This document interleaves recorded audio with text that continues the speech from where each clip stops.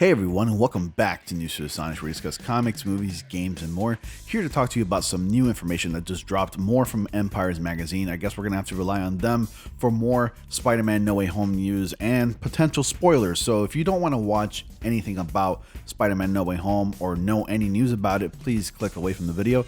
Otherwise, of course, if you're new to the channel, please be sure to like, comment, subscribe, and click on bell notifications so you don't miss anything. I post videos every day, and I do live streams at least twice a week from Tuesdays and Sundays from 8:30 to 10:30 p.m. Eastern Time. I'm very sorry for uploading late. For those of you who are really familiar with my uploading schedule, I usually upload a little earlier in the afternoon, particularly like around any time between noon to like 3 or 2 p.m. or so. So anyways, I kind of wanted to talk about this because everybody's talking about it and people are freaking out, especially the people on my Discord who brought this up, and this particular image about Alfred Molina in his Doc Ock costume and how there's a lot of red and gold accents on his tentacles. Now, what character do you know that is associated with red and gold accents? Well, that's Iron Man. And of course, I actually had to think about this for a while because I found out about this a little earlier today. I haven't been able to do a video about this earlier today, unfortunately, because I was busy with other things, but I finally have the opportunity to do it and actually talk about this because this is driving a lot of people crazy. You know, some people are making claims that like, oh, here we go again, you know, another story involving Iron Man when it's a Spider-Man movie. And I myself, I'll admit, I'm just thinking like, can't there actually be a Spider-Man movie in the MCU that doesn't involve anything about Iron Man? Because the character is already dead in the MCU. It's like, why is it that it has to involve Iron Man? So after thinking about it for a while, well, there's probably a good reason why Doc Ock has the red and gold accents. Now, this could be a coincidence, and some other people have made theories that while Doc Ock is holding Spider-Man in a, tangled up grapple with his tentacles, he's probably basically absorbing the Iron Spider suit into his tentacles. Because remember, the tech that's on Spider-Man on his suit is nanotech. And since Doc Ock's tentacles are malicious in design and they're very intelligent and basically affect Doc Ock's mood, I'm thinking that two pieces of technology do meet and they happen to communicate with each other, and the tentacles just, I guess, wins as far as like taking over the systems. It just absorbs the nanotech into the tentacles themselves. So this article that I found on the direct.com, Iron Man tech in Doc Ock's arms, Empire recent Spider-Man No Way Home centric issue revealed several new images from the highly anticipated sequel, which may reveal connection between Doc Ock's arms and Tony Stark's Iron Man tech. In a newly released close-up of Alfred Molina, Spider-Man 2 villain, noticeable red and gold streaks can be seen running through the metal plating of his robotic arms. Interestingly, these colorful streaks are not present in Doc Ock's highway face-off with Tom Holland's Hero, in which he wears the Tony Stark built Iron Spider suit. So I have these two images, these two stills right here. One from the trailer, of course, showing his regular arms.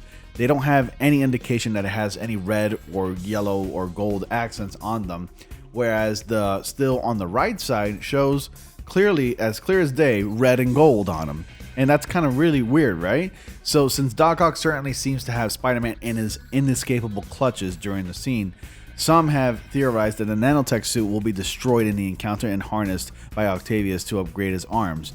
And that is definitely a good possibility, which is why we also see Peter Parker going through various different suits to combat his enemies. So it's no wonder why we don't actually see Peter Parker wearing his Iron Spider nanotech anymore.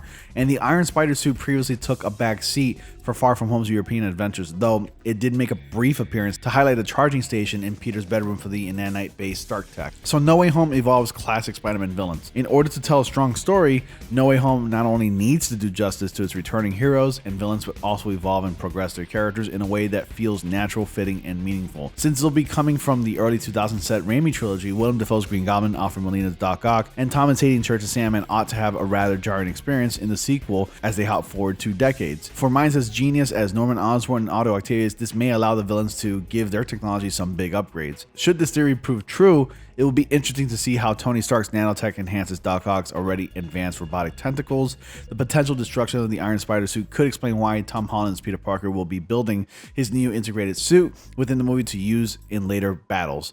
And additionally, taking away some Iron Man tech from Spider-Man would certainly lessen many criticism of the MCU Spider-Man and the viral Iron Boy Jr. controversy. With Robert Downey Jr.'s Avengers now gone, perhaps it's time for Peter Parker to forge his own path in the universe. Since Octavius was a leading scientific mind within his universe, it's entirely possible the genius villain had encountered Howard or Tony Stark in his own universe. Perhaps the return of heroes and villains from across the Spider-Verse could allow for some tidbits of information regarding the Avengers and Tobey Maguire and Andrew Garfield's universes, assuming they even exist, that is. Spider-Man No Way Home hits theaters December 17th, 2021. And like I was saying at the very beginning of this video, a major criticism that has really gone on, you know, not unnoticed, by the way, mind you, but is that a lot of people feel like Spider-Man hasn't really become his own hero. He hasn't made his own image. He's really more living in the shadows of Tony Stark, having to be reliant on Tony Stark technology rather than forging his own path and forging his own identity. He's living as an Iron Boy Jr., and it's actually kind of getting a little annoying and frustrating for the most part, in my opinion. And I'm just being honest with you guys. I want Spider-Man to be really more on his own. I want him to be his own hero. I want him to forge his own path. I don't want him to have to rely on Tony Stark's technology moving forward. I mean, Spider-Man, from what I know in the comics and the shows, has always been more of a loner as far as being a superhero. No sidekicks, not having the need to look for help. I mean, he's had help in the comics, but not in the way that you see in these movies, at least for the MCU. Again, I don't want another Tony Stark-centric story when this is a Spider-Man movie, and that's one of my biggest fears for this film. And I really don't. I really don't want to feel like the sense that Iron Man is still around, you know, influencing other people, including the villains and including Spider-Man. But it looks like this movie might be heading in that direction, and I just hope the movie does it well and it executes it really well, because otherwise we might just have another Iron Boy Jr. film. Anyways, that's just my take on it. What are your thoughts about these red and gold tentacles that Doc Ock is sporting in this still image? Are you guys excited for Spider-Man No Way Home? Comment down below with your thoughts and theories, guys. I love to read them. With all that being said, thank you all so much for watching. Be sure to like, comment, subscribe, and click on bell notifications so you don't miss videos like this. And I will see you all in the next comic panel.